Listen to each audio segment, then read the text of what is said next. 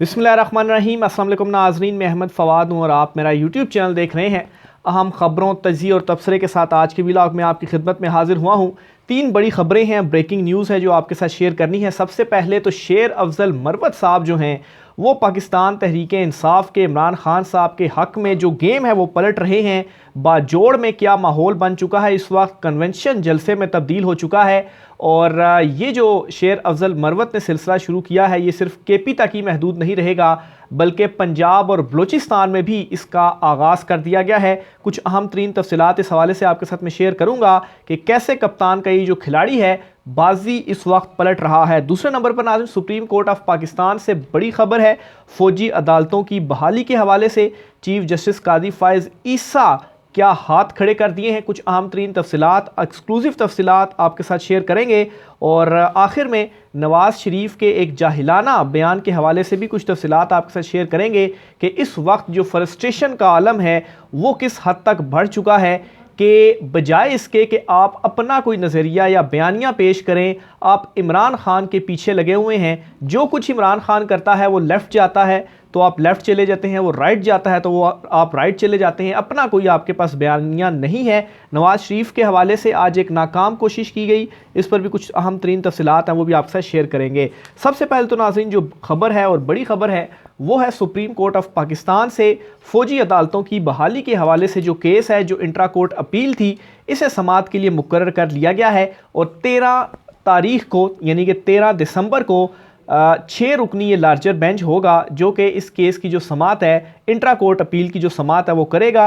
हुकूमत ने और इसके अलावा सूबाई हुकूमतों ने भी इंट्रा कोर्ट अपील जो है वो सुप्रीम कोर्ट ऑफ पाकिस्तान में दायर कर रखी थी। अब इसमें सबसे पहले तो आपको जो बेंच है वो बता देता हूँ कौन सा है। इस बेंच में एक तो जस्टिस सरदार तारिक मसूद हैं, दूसरे नंबर पर जस्टिस अमीनुद्दीन खान है, फिर तीसरे नंबर पर जस्टिस मोहम्मद अली मजहर, चौथे नंबर पर जस्टिस सईद हसन अजहर रिजवी, पाँचवें नंबर पर जस्टिस मुसरत हिलाली और छठे नंबर पर जस्टिस इरफान सादात खान जो हैं। ये वो 6 रुकनी लार्जर बेंच है जो कि इस केस में बनाया गया है। इससे पहले 5 रुकनी बेंच था जिसने फ़ौजी अदालतें जो थीं इनमें सिविलियंस का ट्रायल नहीं किया जा सकता, ये फ़ैसला सुनाया गया था जिसके ख़िलाफ़ इंट्रा कोर्ट अपीलें जो है वो दायर की गई थी। बहरहाल इस बेंच के ऊपर काफ़ी ज़्यादा जो इस वक्त सवालात हैं वो उठाए जा रहे हैं। एक तो ये कि इसमें जो वो 5 जजेस हैं जो बंदयाल ग्रुप जिनके हवाले से ख्याल किया जाता है उनको इसमें शामिल नहीं किया गया, लेकिन उसकी जो रीज़न थी वो ये थी कि जस्टिस जाजुल हसन, जस्टिस मुनीब अख्तर और जस्टिस आयशा मलिक, ये जो सारे जजेस थे ये उस 5 रुकनी बेंच का हिस्सा थे जिन्होंने फ़ौजी अदालतों के हवाले से पहले फ़ैसला दे दिया था। तो इसलिए चूँकि अपील में आए थे तो ये 5 जजेस उसमें शामिल नहीं हो सकते थे। लेकिन जो एक तकसीम है और चीफ जस्टिस कादी फ़ाइज़ ईसा के कोलोफेल में तज़ाद या जो कुछ वो पहले किया करते थे चीफ जस्टिस उमर अता बंदयाल के दौर पे जो सवाल उठा रहे थे, आज वो सवाल इन्हीं के ऊपर ख़ुद ही लागू होते हैं क्योंकि और बहुत सारे इंपॉर्टेंट केसेस हैं इनमें ये जो 5 जजेस हैं इनको शामिल नहीं किया जाता। जस्टिस शौकत अजीज़ सिद्दीकी वाला केस जो है वो समाअत के लिए मुकर्रर हुआ है। इसके अलावा जो भुट्टो फांसी का मुकदमा है वो भी समाअत के लिए मुकर्रर हुआ है, लार्जर बेंच उस पर समाअत कर रहा है, लेकिन उनमें वो सारे जजेस नहीं हैं। वो हम ख्याल जजेस पर मुश्तमिल जो बेंचेस है वो चीफ जस्टिस कादी फ़ाइज़ ईसा हम ख्याल ग्रुप जो है उस पर वो मुश्तमिल है और वो बनाया गया। तो बहरहाल सवाल अपनी जगह पर मौजूद हैं, लेकिन एक और सबसे इंपॉर्टेंट सवाल ये कि जस्टिस अतर मिनल्ला जो हैं उनको भी इन बेंचेस में शामिल नहीं किया गया। जो क्लैशेस या जो आपस में एक दूसरे के साथ जहां पर मामलात बिगड़े वो एक व्लॉग में मैं क्लियर कर चुका हूं कि एक केस के दौरान एक दूसरे के हवाले से जो रिमार्क्स हैं वो एक दूसरे को दिए गए कि ताकतवर जब स्ट्रॉन्ग पोजीशन में होता है तो तब उसके खिलाफ बोला नहीं जाता, जब वही ताकतवर कमज़ोर बढ़ जाता है तो तब जो फैसले हैं वो भी उनके खिलाफ आ जाते हैं। फिर जस्टिस अतर मिनल्ला ने जो एक इजाफी नोट लिखा था इलेक्शन से रिलेटेड फ़ैसले में, तो फिर उसके बाद ये जो सारा मामला था वो शुरू हुआ। तो बहरहाल ये एक जो बेंच है वो बना है और हैरान कुन तौर पर इस बेंच के अंदर चीफ जस्टिस कादी फ़ाइज़ ईसा साहब जो हैं वो ख़ुद भी मौजूद नहीं है। अब यहाँ पर सवाल ये है कि क्या चीफ जस्टिस कादी फ़ाइज़ ईसा ख़ुद पीछे हो गए हैं। अब ये इतना इंपॉर्टेंट केस था, एक तो इसमें ज़्यादा बेंच बन सकता था, लार्जर जो है वो 9 रुकनी बन जाता, 7 रुकनी बन जाता और चीफ जस्टिस कादी फ़ाइज़ ईसा साहब खुद जो है वो इसमें होते। तो क्या इससे ये तासुर लिया जाए कि वो ख़ुद इस मुकदमे को सुनने से थोड़ा सा ख़ुद वो पीछे हो रहे हैं, क्योंकि इसके ऊपर जो सवालात हैं वो उठाए जा रहे हैं और ये सवालात बड़े सीनियर जर्नलिस्ट हैं जो कि उठा रहे हैं। एक तो जुल्करनैन इकबाल हैं, सुप्रीम कोर्ट के हमारे सीनियर रिपोर्टर हैं, हमारे कोलीग भी हैं। वो ट्वीट में लिखते हैं जी कि चीफ जस्टिस कादी फायज़ ईसा फ़ौजी अदालतों से मुतल्लिक अपीलों की समाअत करने वाले बेंच का हिस्सा नहीं होंगे। ये एक सवाल जो एक उन्होंने ख़बर भी दी, नीचे कास्ट लिस्ट उन्होंने शेयर की, लेकिन असल में उनके लिए ये एक शॉकिंग और हैरानकुन था कि चीफ जस्टिस इस केस में शामिल नहीं हैं। फिर इस तरह रिजवान गलज़ई साहब हैं, उन्होंने इसके ऊपर लिखा जी कि बेफिक्र रहें, सरदार तारिक मसूद इनकी कमी महसूस नहीं होने देंगे और ख़बरदार कोई इसको हम ख्याल बेंच कहे। तो ये एक और बड़ा क्वेश्चन है जो कि रेस किया है जी रिजवान गलज़ई की जानिब से। फिर इसी तरह से साकिब बशीर साहब हैं, वो ये लिखते हैं कि चीफ जस्टिस खुद को इस बेंच का हिस्सा क्यों नहीं बनाया, सवालिया निशान। जस्टिस अतर मिनल्ला भी अहम बेंच में मौजूद नहीं है, सवालिया निशान। अगर बाकी जजिस का 9 मेंबर बेंच बन जाता तो क्या कोई हरज था, सवालिया निशान।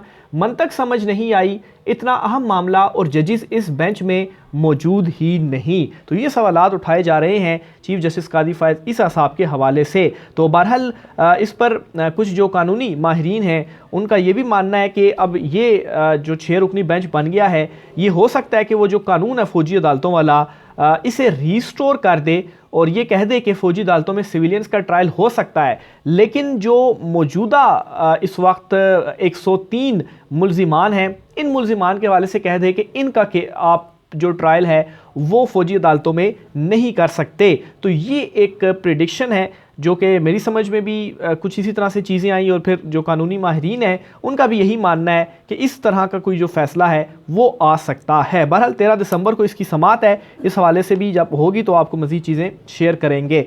दूसरी बड़ी खबर नाज़रीन आपके साथ जो शेयर करनी है वो है इमरान खान साहब के अगेंस्ट तौहीन अदालत के मामले के ऊपर और जेल ट्रायल के हवाले से। इमरान खान साहब ने पहले तो वो इस्लामाबाद हाई कोर्ट से रुजू कर रहे थे, केसेस में दरखास्तें दायर कर रहे थे।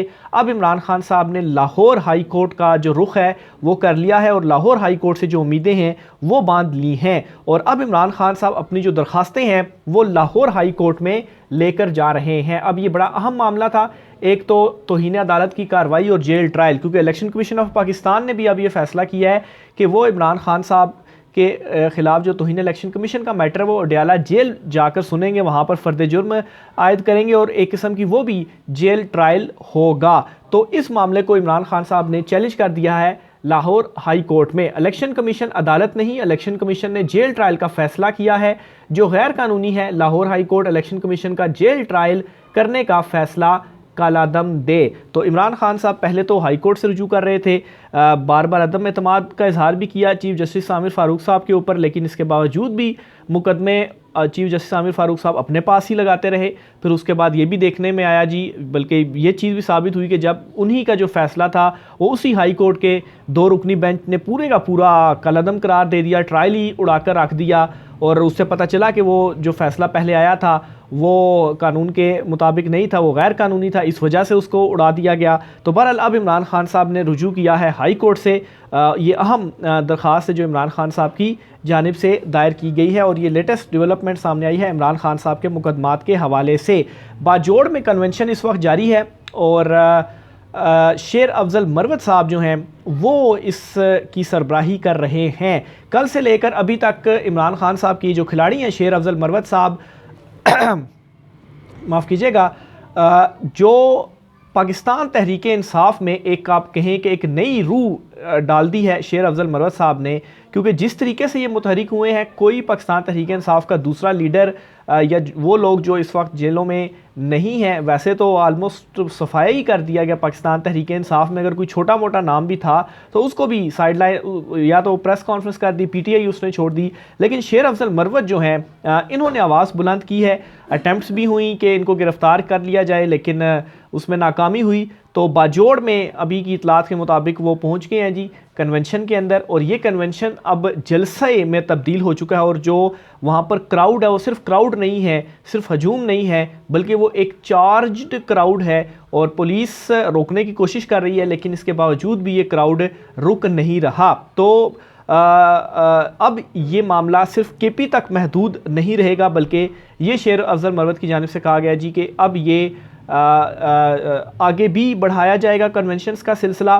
केपी में तो कामयाबी मिल गई है, लेकिन अब असल इम्तिहान होगा बलूचिस्तान और पंजाब और सिंध में, क्योंकि अब ये तय हुआ है कि इन तीनों सूबों में भी कन्वेंशंस किए जाएंगे। अब पंजाब में, बलूचिस्तान में और सिंध में किस तरह से लोग निकलते हैं, अगर लोग निकल आते हैं वही सूरत हाल बनती है जिस तरह से केपी में थी और क्राउड आप कंट्रोल नहीं कर पाए। वो आया, रास्ते रोके गए, रुकावटें डाली गई। इवन कि वो फुटेजेस में देख रहा था कि जो रास्ते जा रहे थे उस कन्वेंशन की तरफ, तो उस रास्तों में मिट्टी के जो ढेर है वो बड़े बड़े डाल दिए गए कि यहाँ से जो गाड़ियाँ हैं वो ना गुजर सकें। लेकिन उसको भी लोगों ने वो ट्रैक्टर के ज़रिए वो जो मिट्टी के ढेर थे वो साइड पर कर दिए और वो वहाँ से गुजरे और उन्होंने अपना जो रास्ता था अपने लिए वो बनाया। अब पंजाब में भी अगर यही इसी तरीके से होता है तो फिर तो ये बहुत बड़ी कामयाबी होगी और फिर आप ये कह सकते हैं कि जो कंपनी है उसके पास कोई भी रास्ता नहीं बचेगा। बहरहाल ये अब फैसला किया गया है और इन तमाम तर सूरत हाल के बाद नवाज़ शरीफ जो हैं उनका एक बयान भी सामने आया है और एक जाहिलाना सा बयान आप कहें या आप ये कहें कि इस बयान में उन्होंने ये तासुर देने की कोशिश की है कि वो एंटी एस्टेब्लिशमेंट है और किसी तरह से दोबारा जो अवाम है वो बेवकूफ़ बन जाए और मुझे वापस जो वोट है वो डाल दे। तो बयान वो क्या देते हैं पहले ये सुने, फिर आगे इस पर मैं बात करता हूँ। कहते हैं जी कि सिर्फ वजारत उज़्मा और वजारत आला लेना नहीं चाहते, जाली मुकदमों के ज़िम्मेदारों का एहतसाब भी चाहिए। नवाज़ शरीफ ने कहा जी कि कई ज़ख़म ऐसे होते हैं जो कभी भरते नहीं, हमने कभी सब्र का दामन हाथ से नहीं छोड़ा।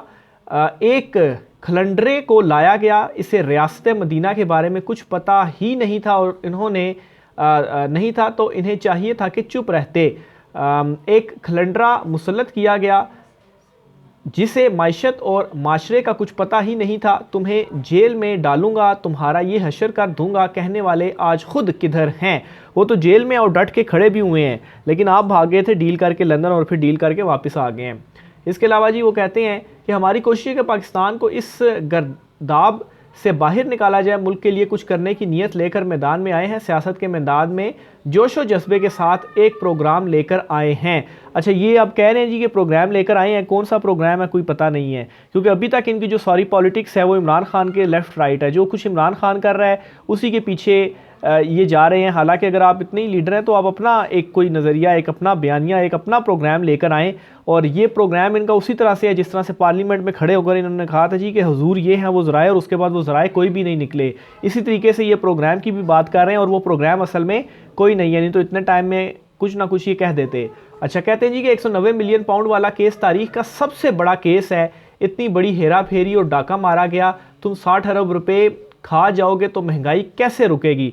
अब ये देखें एक और एक जाहिलाना सा बयान है। 190 million pound Al-Qadir trust case, उसके गुब्बारे से ऑलरेडी हवा निकल चुकी है जब से वो सुप्रीम कोर्ट ने मामला लगाया और मशरिक बैंक का जो बयान था वो सामने आया, ऑन रिकॉर्ड सारी चीज़ें आ गई। तो ये केस के गुब्बारे से हवा निकल चुकी है, लेकिन उसके बावजूद भी ये कहते हैं कि तारीख का सबसे बड़ा केस था। तो तारीख का सबसे बड़ा केस वो पनामा केस था जिसमें आप शामिल थे, लेकिन उसमें आपने जो डील कहें वो आपने कर ली और अब आपको क्लीन चिट्स जो हैं वो मिल रही हैं।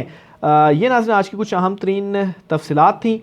नेक्स्ट वीक बहुत इंपॉर्टेंट होने जा रहा है, क्योंकि इस वीक के अंदर एक तो सुप्रीम कोर्ट ऑफ पाकिस्तान से बड़ी बड़ी खबरें हैं, फ़ौजी अदालतों का मामला, भुट्टो फांसी वाला केस है, फिर इसके अलावा आप देख लें कि इमरान खान साहब के जो मुकदमात हैं नेक्स्ट वीक में वो भी शुरू उनके ऊपर भी समाते हैं। फिर इसी तरीके से ये तौहीन इलेक्शन कमीशन वाला मैटर, फिर लाहौर हाई कोर्ट में इमरान खान साहब ने दरखास्तें लेकर गए हैं।